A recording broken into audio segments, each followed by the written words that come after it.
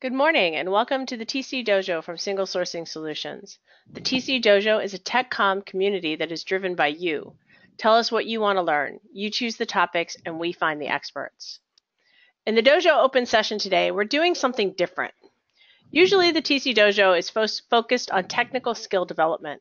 And I know many of you wonder if we really take the voting seriously. I can assure you that we do. Today's topic is one that has been steadily creeping up to the top. And judging by the registration and attendance numbers, it's one that's in high demand. Today we have a panel of experts, each of whom are good at keeping up, good at transforming, good at learning, good at growing. The skills and techniques that apply to much more than today's job or tomorrow's career. Much of what they have to say applies to any number of different aspects of our lives. It's been my fortune to get to know Andrew, Max, Yvonne, and Richard over the last couple of years, and we're grateful they all agreed to be our visiting TC Dojo masters today. One last thing before we get started. Because of the format, I'm going to ask that you type your questions in whenever you think of them, so you don't forget what you wanted to ask. We'll answer them all at the end. And here are our contestants. First up, we've got Max Hoffmann. Max is a great storyteller, and he's been around a long time, and he's done almost everything. I follow Max religiously, actually. He's always got something interesting in more than just TechCom, and we'll get to more about that topic. Say hi, Max. Oh, hi. There he is. Hi, Max. All Hi, right. Max. Yvonne is someone new to me over the last year, but I've learned a lot of things from her, and especially some things about learning new subjects or getting into something that you haven't done before. Say hi, Yvonne. Hi. Andrew Davis is a local here in the Bay Area that a lot of people know. I've spoken about him before on other topics. Andrew knows things that work. This is kind of one of the things that he specializes in. Say hey, Andrew. Hello there. Richard Mateosian is one of my favorite people here in the Bay Area. Actually, if you are a budding speaker and you want to learn how to present well, you cannot do better than to have Richard in your audience. Richard has done almost everything. He's done a lot of different things, but most of all, he likes to see other people develop well. Say hi, Richard. Hi there. There we go. So, and you all know me. I'm kind of crazy and do a lot of things. I try experimenting. We've created the TC Dojo and TC Camp, and I lurk everywhere. That's the biggest thing to know about me. All right, Max, would you like to start us off? Sure, sure, I'd be glad to. And as promised, excuse me, I'm turning on I'm going to turn on a stopwatch so I can actually keep track of how long I'm talking. Thank you. Super. Thanks so much. As Liz said, I have actually kind of almost done everything. It was really pretty much out of necessity. I'll have a few stories and examples to share in my 5 minutes from my very diverse biography. Just to touch on a few of the bullets here, I threw together a few pointers that I kind of felt I wish somebody had told me a long time ago. One of them is the first thing is just to budget time for self-training of any type that you might be interested in. By the way, FYI, many of you have probably used lynda.com or you're aware of it, an excellent resource for learning software tools. And if you get the paid version of LinkedIn, that actually includes a quote free membership to lynda.com. So that's one more reason that you might want to consider that. If I were to reorder these slides in order of importance, I would actually move bullet number 2 to the top, limit Facebook to literally 45 minutes per day. And that includes Max, your free time. Yep. Can you bring the mic closer? You're a little quiet. Yeah, sure. Absolutely. Can you hear me better now? Yes. Okay, great. Thank you. I would actually make bullet number 2 the top bullet, and that is to limit Facebook to maybe 45 minutes or an hour per day. Now, if your job and career is going great, and you have a lot of free time, sure, after dinner, if you want to spend 3 hours there, go ahead. But I just have found, personally, I have found Facebook to be a real suck hole for time-wise, with minimal return as far as business or professional growth. I'm a big proponent of LinkedIn, just from my own experience. It's been much more useful in terms of professional growth, either learning new skills, improving the job you're in, and of course, one foot out the door trying to find your next gig. The next comment I have about expanding your LinkedIn network, let me cough. Excuse me. You probably have heard the saying before, the best time to create a network is when you don't need it. Brief story on that. The way that I eventually got a network of 5,000 people, I have a crippling congenital defect in my brain that I'm almost incapable of learning people's names. And I don't mean just I'm bad at it or you go to a party and can't remember.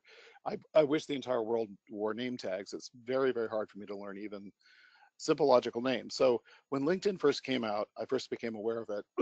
I had held a lot of jobs over the years. I created a resume where I could click on every company that I ever worked for. And I made a game out of tracking down as many coworkers as I could, because when the names would appear on the screen, I would remember them and I would remember everything about them. And up until that point, I knew everything about them except their names. So anyway, I just had a friendship and nostalgia. I connected to over 500 people, 500 coworkers and former customers about 10 years ago, and then nourished that by every so often just sharing information that was personally useful from a hobby or something like that. Twice I've needed some of those people for jobs, etc., and they've been extremely helpful because I gave them something when they didn't ask for it. The other thing is, as you mature and grow older, over time, some of your contacts are going to move way up the ladder. And I had a buddy at Frame Technology who was in the cubicle next door, shared brownies with him, whatever. His name is Kevin Lynch, and he's now the Chief Technology Officer of Apple. And I've stayed in touch with him as a friend for over 10 years where I really didn't need him. I'm very judicious in requests. I don't ping him very much, needless to say. The other one here about, I make a comment that may seem a little bit odd. It says, fourth bullet, go beyond digital, seek out relevant paper, out of print stuff. I don't put a huge amount of time there, but the point that I'm making is there's a lot of incredibly useful books and journals on professional growth, etc., from the 1990s and before that probably will never be digitized. So it's very easy for us to just live on Google and Kindle and whatnot, and try to limit ourselves to what we can put on the screen. If you do that, you're going to filter a lot of stuff out. And I collect nostalgic artifacts from the business world. So I actually have some secretary handbooks from the 1930s and 40s. And believe it or not, I've actually found skills in there that I could use that I haven't found anywhere else.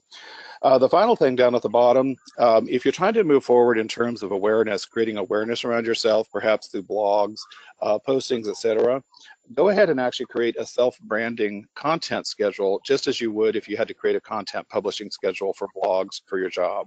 And you can, by monitoring chats, etc., you can kind of find out what people are looking for, where you can fill things in. And if I have time for one last 15-second question, something that kind of came to me accidentally, but it's been quite useful. Like a lot of people, I just got fed up with the politics by the time the election rolled around. So I modified all of my news feeds to eliminate anything that had the name Trump, Hillary, politics, White House, etc. So I basically was kind of like bleaching out all of that information. What was interesting was it tilted my news feeds towards Australia, England, and English publications in Europe. And I started getting much higher level information or higher quality business information. So that was just something accidental, because if you just use sort of the standard default settings for Americans on newsfeeds, you're going to get a lot of stuff about Dancing with the Stars and crap that you don't want. So I'm sure I could be more technical than that, but that's my 5 minutes, and I'll go off and allow somebody else to talk. Thank you. Thanks, Max.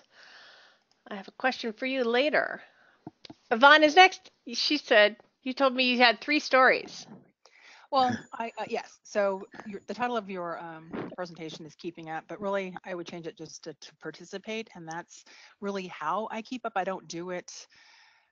It's not a conscious effort. I just participate, and I end up following along. So there are 3 things that I do specifically, though. I read, I share, and then I follow smart people. So going back to reading.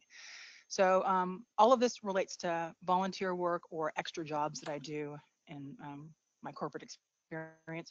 But so, for example, on reading, I already attended Texas Tech, and I got my CTTC, which is a Certificate in Teaching Technical Communication. So the classes that I took were the same classes that PhDs take, or PhD candidates take at Texas Tech. So it was a very interesting group of people. So I learn, or I keep up that way. It's a totally different group of people than practitioners, so academics versus practitioners. But one of the things that I learned while I was in that program is that you can volunteer for the Society for Technical Communication, specifically their peer-reviewed journal. So TechComm has a section that's called Recent and Relevant, and there is an academic who handles all of that. And so every issue, I think it's a quarterly issue, they put articles in their Recent and Relevant. So one of the ways that I force myself, because sometimes I have to force myself to read things I don't want to read, is I volunteered for this group, and so I have to read. I don't have to read, but I mean, I do have to read because I'm a volunteer and I want to be responsible. But I read lots of academic articles related to technical communication. And so I read them from a practitioner's point of view. And so whenever I find something that I think is recent and relevant, I go ahead and share it with my academic lead, and she will publish that in the Society for Technical Communication, again, the Recent and Relevant. So you'll see my name. That's another way to get into a peer-reviewed journal as a practitioner, is to participate or volunteer in this way. So that's one way that I read. Another thing that I do is I volunteer for UXPA, which is User Experience Professional Organization. And again, I'm a volunteer. I'm on their global editing team. And so by doing that, I force myself to read articles that are submitted from other practitioners and user experience. And so as an editor, I have to, not only am I just reading it like, oh, I'm just going to skim through and read, I have to read it from an editor's point of view, and I have to think about the target audience, and I have to provide feedback. So those are ways that I force myself to read. And of course, I read like everyone else. I'm reading, like LinkedIn, I'm reading Twitter, I'm reading Facebook, I'm reading all those other types of things, and of course, magazines in our profession. But those are two ways that I specifically force myself to read outside of my comfort zone in some sense. And so then share. And so I don't seek out opportunities to share.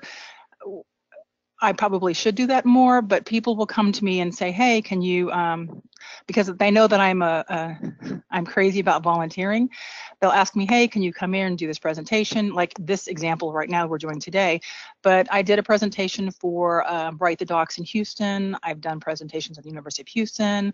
I've done presentations. I work in oil and gas and also in cybersecurity. So different organizations that know of me will ask me to present on the topic of technical communication. So I share. So that's another way that I keep up, is I participate. And when you have to share, you have to share good information. And so that kind of is another way that I force myself to keep up. And then, of course, I follow smart people.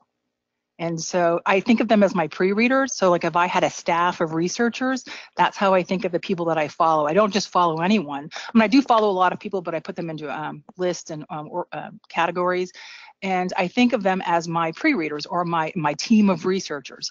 And so I follow smart people, and they do all the pre-reading for me. So I know that if I follow a certain person and they're posting an article, that article, 9 times out of 10 is going to be something that's going to be of interest to me, and it's going to be a high quality type of article. So those are the 3 things that I do to keep up: as I read, I share, and then I follow smart people. And that's it.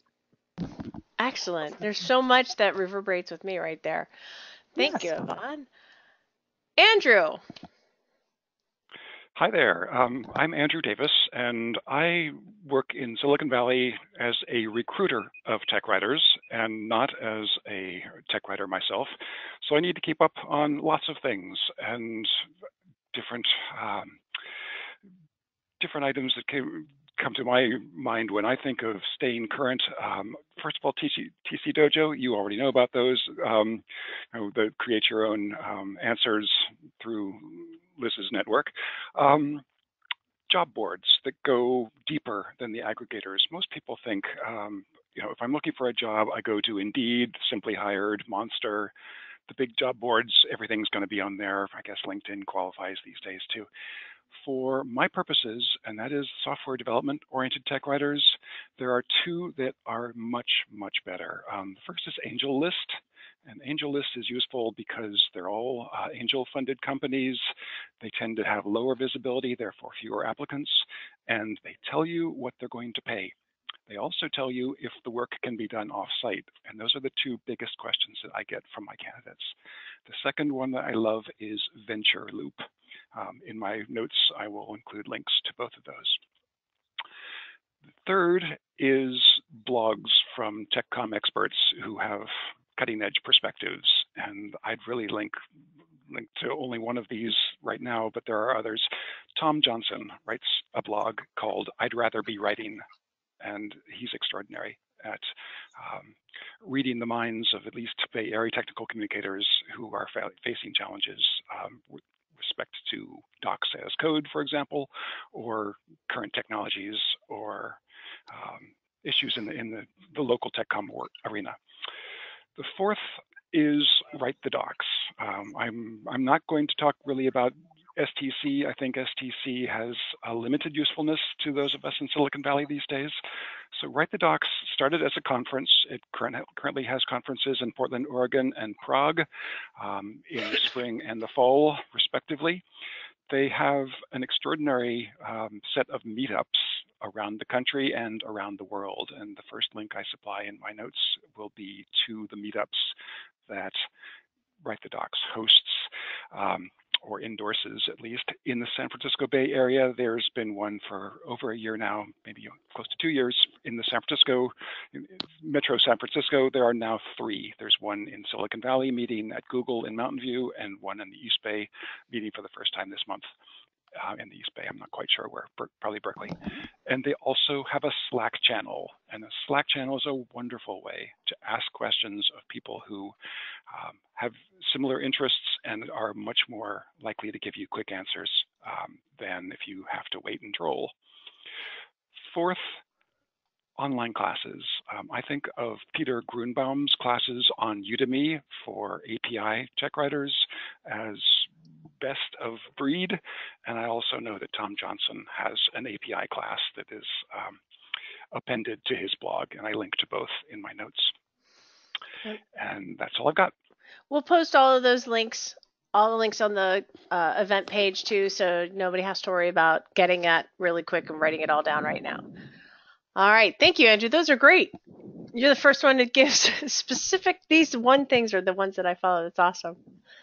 All right, Richard.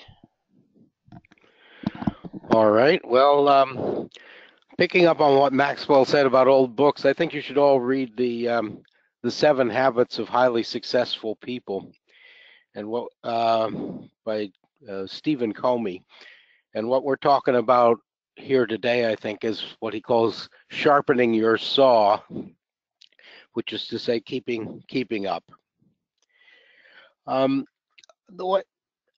don't have a whole lot to add to what everybody else says, but yeah, TC Camp, STC, Write the Docs, Tom Johnson, all of these things are good to follow. What I did very well, it was in 1987 actually. I got myself a position which oddly enough I still hold, which is the review editor for IEEE Micro. And so I've been, it's kind of been petering out in recent years, but over many years, I wrote a review column in IEEE Micro, and in conjunction with that, I received all sorts of books and software and stuff like that. It just gave me a structured way to keep up with everything, and I think it's a good idea to find some structured way to stay in touch with everything. And the only one other, well, there are 2 other pieces of advice I think are useful. One is filter. There's so much to keep up with. You have to find ways, and in fact, there aren't any good ways, but you have to find ways. Well, Maxwell says just shut down Facebook or whatever, and other people say, well, yeah, follow all these good people and whatever, but somehow you've got to reduce the amount of information you're processing every day to a manageable amount, and I think we all have trouble with that, and yeah, perhaps just picking the right people to follow, but even that, won't get it down far enough. And I don't know the answer to that. It's a problem we all face. And the one other thing I want to say is, don't take yourself out of the game too soon. Back in 1979, I guess it was, I was a professional programmer, and I kind of slipped into doing something else, and I lost track for a number of years of what was going on in programming and development, and I, as a result, I've never really picked it up again to the full extent. I stay in touch with all sorts of issues of software development and the associated tools and everything, but I've never worked as a professional programmer again since then, and I think that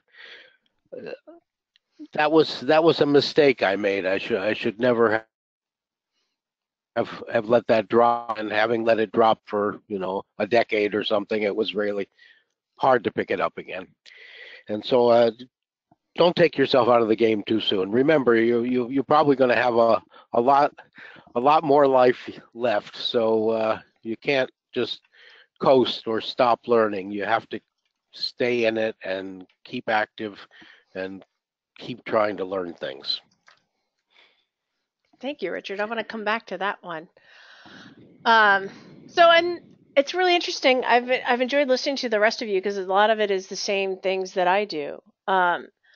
I read constantly. I lurk everywhere. I truly do. I went to Google Groups or Yahoo Groups, or both of them actually, and I searched through like hundreds of groups and searched by title, then just browsed for any group that could possibly be related, even in some tangential way, like a font group. And I don't always answer stuff on there, and I get daily digest, not individual emails, but I browse through a lot of things.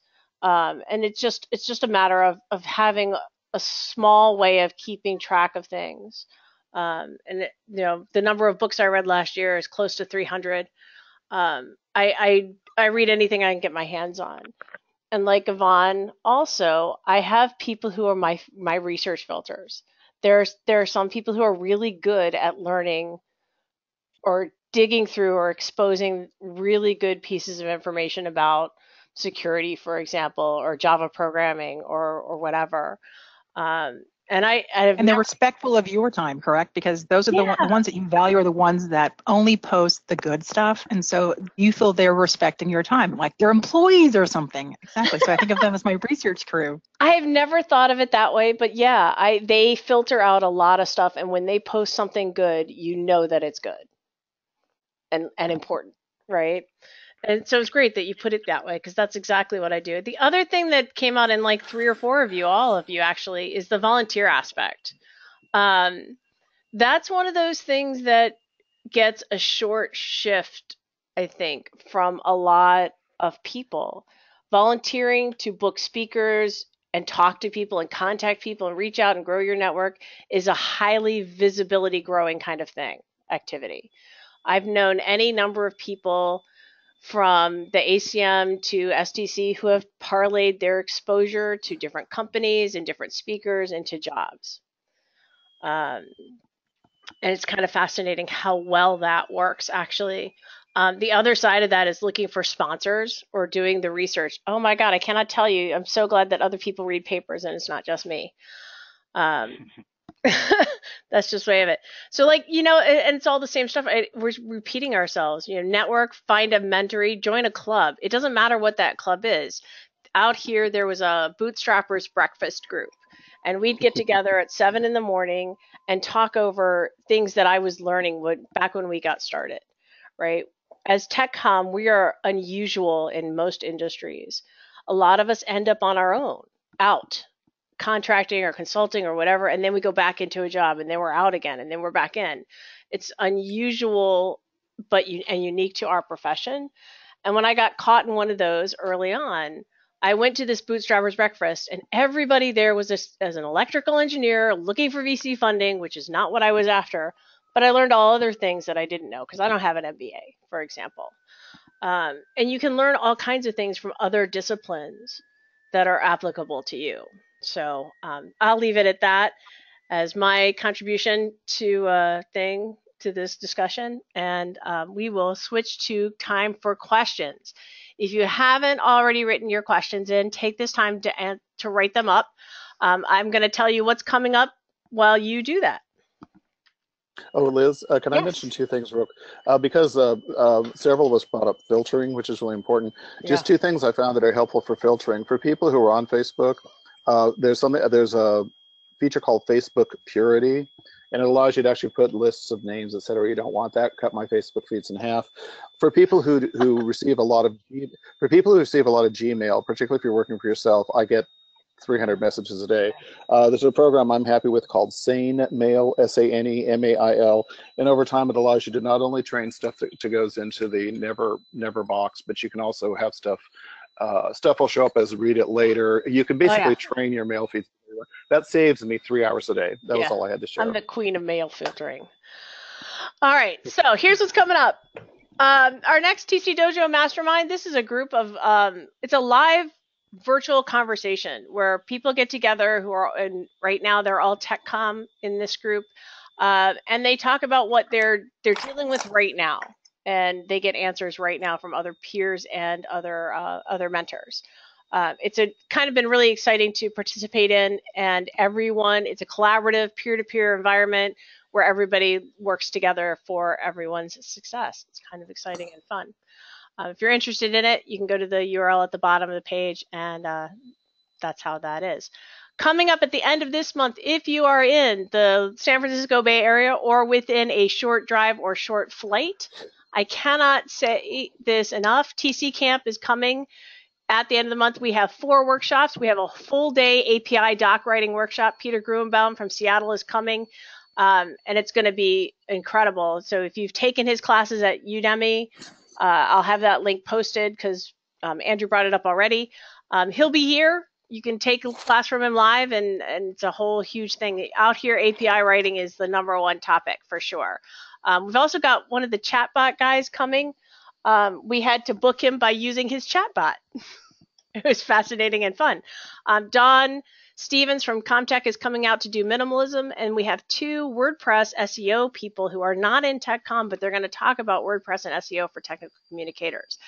They did a session for us on analytics a couple of years ago. It's a great day. It's a free day. The API workshop is like $130 total for a full day training.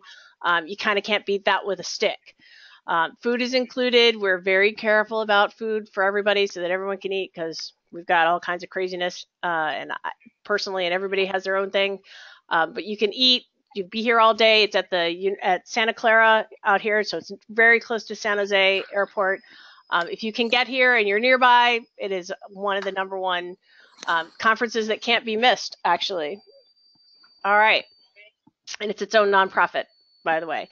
Next month, I'm going to come back and talk about personal branding. I was booking speakers and I realized that this topic is pretty high in the voting and I hadn't done it before, even though I've presented at LavaCon and various other places over the last couple of years. So I'm going to do it here. If you're, like I said, we are one of those industries where sometimes you're out and you need to know how do you get a customer, what do you have to do, how do you set up that brand. So I'm going to talk about that next month. And then I've got other things like productivity hopefully scheduled for later in the year. Don't know how to get signed up? Go to tcdojo.org. At the bottom of the page, you can see all the things that are coming up. And don't forget to vote on your upcoming session topics because that's how we got this session today. All right. I will post links from all the presenters, the slides and all of that stuff on the event page. So don't worry about that. Contact information for everyone. I know all these people are all very happy to talk to you. I know you guys like to do that. All right, we have some questions. First one looks like for Yvonne, but I think it's for everybody. Regarding presentations, do you think a newbie can add valuable content when making a presentation? I'm not sure what that means. Yes. Yes, I know. My instinct is to say yes too.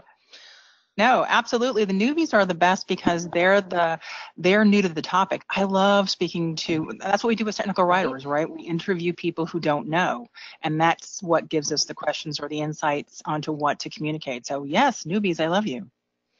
Yep, absolutely. Plus, I personally love case studies, right? For years, those are the only presentations I ever went to at a conference, because eventually somebody would say something. They were doing something new right now today, figuring out a problem that maybe you come up with later, or maybe we'll give you an idea of something else to do. So yes, newbies, absolutely present. How else are we going to learn what you're doing? Yes, and how are we going to learn? That's where we learn the most, or that's where we get the questions. So yes, newbies present. Yay! Right? Absolutely, yay! Okay, here's one. I joined Safari Informant Library so I can save on buying copious amounts of technical books. Yeah. What libraries do other people use? Did any of you guys sign up to a library? Go to the library? I used Safari for a while. It was costing me like $400 a year or something, though, I think, and I stopped. This is Yvonne. So again, I just completed my CTTC at Texas Tech. And the best thing that I found is get a syllabus from a professor. It's their job to do the research. It's their job to find good information. That's what they do. So if you can get copies of syllabi, that is a fantastic library of information. Article specific, book specific, just get a bunch of syllabi from different college or universities or professors that you know in TechCom. That is genius. I didn't even think about that. But yes, and if you notice, if you go to universities' websites, go to their classes or their professor pages, you'll see who's teaching what classes, and you can often see their syllabi.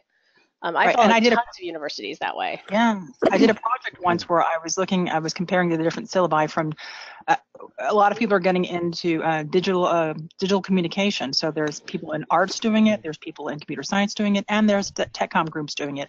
So what I did is I did a survey of all of the syllabi from these different like organizations within the university. And so I got an art perspective, I got a computer science perspective, and I got the TechCom perspective. So again, just go everywhere. Wow. Also another resource too that people often overlook is Amazon Prime. If you read books via Kindle, a Kindle reader, and you're an Amazon Prime member, you can actually check out up to 10 books for free at one time. And not every book is available on Prime. A lot are, and I found there's a lot of like self-improvement things similar to the habits of highly successful people. There's a lot of that type of thing on there, and I've found quite a few helpful things that way. Yeah, I wouldn't get through 300 books if I didn't have Amazon Kindle Unlimited. That's for sure. Yeah, absolutely. All right. Here's one question. This one's kind of more specific. How do technical writers prepare ourselves to adopt information 4.0 using Data XML? Well, that's the question we've been asking for 20 years, isn't it? Liz, could you repeat that? Was the question how to prepare yourself for Data 4.0? Or prepare yourself to adopt information 4.0 using Data XML. Wow, there's I know there's a lot of things. Well, I was just going to say there's so many people out there peddling a solution, in terms of training or whatnot. If I could address that briefly, because I spent a long time with FrameMaker, XML Data, and also a parallel to Data, Madcap Flare, and I recently came from STL, where I was working with Knowledge Center, now known as STL, Tridian Docs. There's quite a bit of information out there for free. I think you'd find a lot of things useful in recorded webinars. Because many people have created webinars that were not just a teaser, but actually almost a sample of a course that gave you quite a bit of information. So that, although that's kind of a moving target, there's a lot out there. It's hard to find. You have to really work at it in terms of searching, but that would be my advice. There's tons of stuff out there. We've done half a dozen webinars on different aspects of Ditto over the last bunch of years. There's several books. If you go to the TC Dojo site, you'll see there's Kurt Ammon's book on single sourcing. Even if you go back to Eve Andalusi's book, SGML, the concept she's talking about, this is something you said earlier, actually. I'm going to go back to something you said. You're reading the old stuff. right? So Yvonne Yeah. DeLucy's book is about SGML DTDs and how you create them and do, and basically she's talking about information architecture and information modeling. That's what she's really talking about. It's couched in the language of SGML, and it's that stuff is old, and you're never going to do that stuff. But the learning there is key. And going back to the old stuff, you're more likely to find an explanation of why and how than you are in anything produced today, because now people assume you know that stuff. That stuff is 30 years old, right? So they assume you know that stuff. Going back to old technology, old books, old training materials, that is a great way to get some basic concepts and understanding. So, Yes. yeah. I'd also say that question you're asking, Sujoy, is multifaceted. There's tools, there's techniques, there's the DTD itself, there's change management, there's rethinking of information architecture in your stuff, and there's a lot of facets. There's no simple answer to that question. And breaking it down and finding people to follow, reading will help answer that question for you. All right, so let's see. I had one other thing May I interject? Please. Nobody's mentioned Wikipedia yet. I live on Wikipedia just because Yeah. I don't have the patience to read. I live an interrupt-driven life, and 10 paragraphs on Wikipedia, or even 2, make me sound a lot smarter than somebody who doesn't know what a particular acronym means. So go there by default if you're impatient. For sure. Yeah, for absolutely. Sure. So the last one I wanted to call out was something Richard said, staying in the game and don't taking yourself out too soon. And this is a question for all the panelists. Do you think that as a whole, we've all become more specialized? And then how do you, if you become more specialized, how do you read around more or do you read around less? If I could address that real quick, Liz, that resonates with me very strongly because I'm actually in job search mode right now. I'm in my second month of being between jobs. One thing I found is I thought I was highly specialized because I've spent almost my entire career in some form of technical documentation, publishing software, basically publishing. Almost everything I've done has had something to do with publishing. However, doing a lot of research on what's needed out there, I found that probably 70% of my skills from being so-called specialized are highly transferable. You know, like I could actually make a pretty good case for creating a position in the entertainment industry because a lot of what we all do as content creators is storytelling. You know, any of us that are doing something like technical documentation, we're finding a way to tell a story, even if it's through how-to instructions, so that people can grasp something as quickly as possible. So I would say, yeah, we are getting more specialized, but at the same time, we should also not lose sight of the fact that a lot of what we're doing is very universal and can apply to a totally unexpected industry. And so this is Yvonne. I'm a generalist. I know I'm a generalist. I communicate. I tell people I'm a generalist. If you're looking for a specialist, you're not. You don't need me. You can get somebody else. And this is Andrew, and I'm a specialist, and I read deeper. I don't stop at what the documentation has to contain. I look for the reasons the documentation has to exist and what it relies on and what the audience already knows. That is crucial in my world because nobody's writing generalist content for API developers. They're writing very specific, quick time to first hello world, TTFHW. That is the coin of the realm in my universe. And if you don't know what's relevant and what they already know, you're lost. See, my story's like Richard's. Most people don't know, I wrote drivers for computer graphics cards. I was a computer programmer. I did graphics programming, you know, through the library that Pixar uses. But I could not do that today. There's no way. It is so far from when I did it that there's no way to go back. All right. Let's see if we have any last questions. I see one coming in.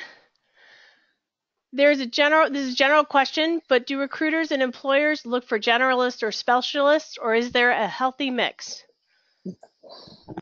Gosh, there's a healthy mix, but if you don't offer specialized, quote, land running, unquote, technology or awareness of the audience, then you are at a disadvantage. This is You have Yvonne. generalist kinds of skills. Yeah. So this is Yvonne. So my experience is if you're new into the industry and you're going through recruiters, you need to be a specialist. If you've been in the industry for a while and you have a strong network, you need to be a generalist. So the people who know you know the broad skill set that you have, and they know that people who are going to pay you more or ask you to do consulting are looking for broader skills. Looking for a generalist.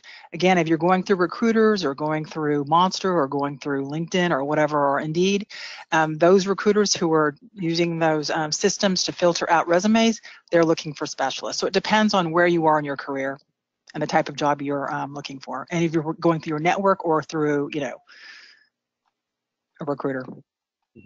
Also, just to make a quick comment, because I'm currently going through a lot of job listings right now, I'm finding a lot of job postings that were clearly created by an internal HR person, and a lot of it was copy and paste from previous positions. And due to that, there'll be a lot of times when companies are posting their own job postings without recruiters, they will sometimes ask for 2 or 3 skills that are completely unnecessary. In fact, I've seen combinations of skills that there is no one on the planet that possesses all 5 of those. They're mutually exclusive. So sometimes you have to kind of use a filter on, yeah, I could go ahead and apply for this because they're not going to find anybody anyway. And if I have 3 out of 5, that may prove to be good enough. Like, for example, the resume that I have, I would never send it through a computerized system. It would never work. No one would ever. I would never be pinged for a job because there are too many things that are on that resume that would either kick me off or whatever. Again, they're looking. Those computer systems are looking for specific words, and they're looking to. There's a percentile. There's a whole algorithm that does that. So again, if you're just coming into the industry, tailor your resume specific to the job description that you want if you're going through one of those computer system programs or whatever.